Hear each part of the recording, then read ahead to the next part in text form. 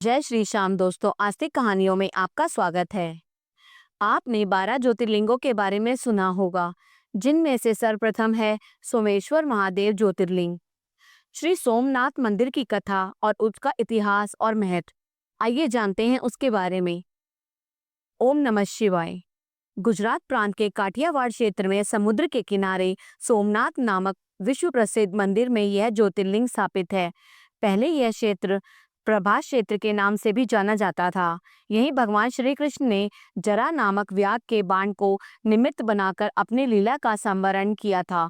यहाँ के ज्योतिर्लिंग की कथा का एक पुराणों में इस प्रकार से वर्णन मिलता है। दक्ष प्रजापति की 27 कन्याएं थी। उन सभी का विवाह चंद्रदेव के साथ हुआ था, किंतु चंद्रमा का समस्त अनुराग व प्रेम उनमें से केवल रोहिणी के प्रति ही रहता था। उनके इस प्रत्यय से दक्ष प्रजापति की अन्य कन्याएं बहुत अप्रसन्न रहती थी। उन्होंने अपनी यह व्यथा कथा अपने पिता को सुनाई। दक्ष प्रजापति ने इसके लिए चंद्रदेव को अनेक प्रकार से समझाया, किंतु रोहिणी के वशीभूत उनके हृदय पर इसका कोई प्रभाव नहीं पड़ता। अंततः दक्ष ने क्रुद्ध होकर उन्हें क्षयग्रस्त होने का शाप दे दिया। इस शाप के कारण चंद्रदेव तत्काल क्षयग्रस्त हो गए। उनके क्षयग्रस्त होते ही पृथ्वी पर सुधा शीतलता वर्षण का उनका सारा कार्य रुक गया। चारों ओर त्राही त्राही मच गई। चंद्रमा भी बहुत दुखी हुए और चिंतित थे। उनकी प्रार्थना सुनकर इंद्रादि देवता तथा वशिष्ठ आदि ऋषिगण उनके उद्धार के लिए पितामह ब्रह्मा जी के पास गए।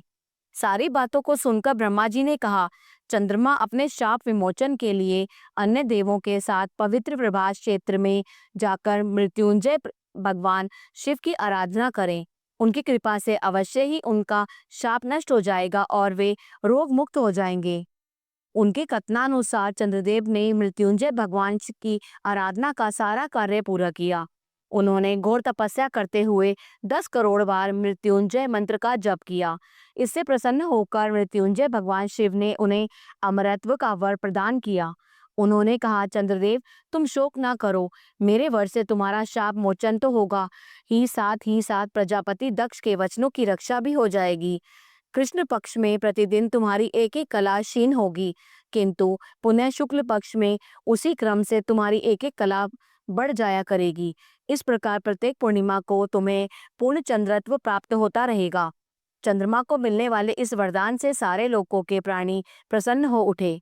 सुधाकर चंद्रदेव पुनः 10 दिशाओं में सुधा वर्षण का कार्य पूर्ववत करने लगे। शाप मुक्त होकर चंद्रदेव ने अन्य देवताओं के साथ मिलकर मृत्युंजय भगवान से प्रार्थना की कि आप माता पार्वती जी के साथ सदा के लिए प्राणों के उद्धारार्थ यहाँ निवास करें। भगवान शिव उनकी इस प्रार्थना को स्वीकार करके ज्योतिर्लिंग के रूप में माता पार्वती जी के साथ तभी से वहां रहने लगे। पावन प्रभास क्षेत्र में स्थित इस सोमनाथ ज्योतिर्लिंग की महिमा महाभारत, श्रीमद् भागवत तथा स्कंद पुराण आदि में विस्तार से बताई गई है। चंद्रमा का एक नाम सोम भी है। उन्होंने भगवान शिव को ही अपना नाथ स्वामी मानकर यहाँ तपस्या की थी। अतः इस ज्योतिर्लिंग को सोमनाथ कहा जाता है। इसके दर्शन, पूजन, आराधना से भक्तों के जन्म जन्मांतर के सारे पाप और दुष्कृत्य विनष्ट हो जाते हैं। वे भगवान शिव और माता पार्वती की अक्षय कृपा का पात्र बन जाते हैं। मोक्ष का मार्ग उनके लिए सहज ही सुलभ हो जाता है। उनके लौकिक पारलौकिक सारे कृत्य स्वयमेव सफल हो जाते हैं। भारतीय उपमहाद्वीप में पश्चिम में अरब सागर के तट पर स्थित आदि ज्योतिर्लिंग श्री सोमनाथ महादेव मंदिर की छटा ही निराली है। यह तीर्थ स्थान देश के प्राचीनतम तीर्थ स्थानों में से एक है और इसका उल्लेख स्कंद पुराण, श्रीमद् भागवत गीता, शिव महापुराण आदि प्राचीन ग्रंथों में भी है। वहीं ऋग्वेद में भी सोमेश्वर महादेव की महिमा का उल्लेख है। यह लिंग शिव के 12 ज्योतिर्लिंगों में से पहला ज्योतिर्लिंग माना जाता है।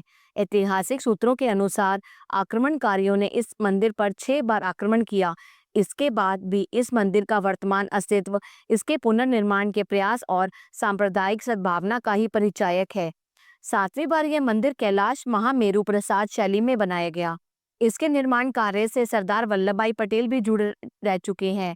यह मंदिर गर्भगृह, सभा मंडप और नृत्य मंडप 3 प्रमुख भागों में विभाजित है। इसका 150 फुट ऊंचा शिखर है। इसके शिखर पर स्थित कलश का भार 10 टन है और इसकी ध्वजा 27 फुट ऊंची है।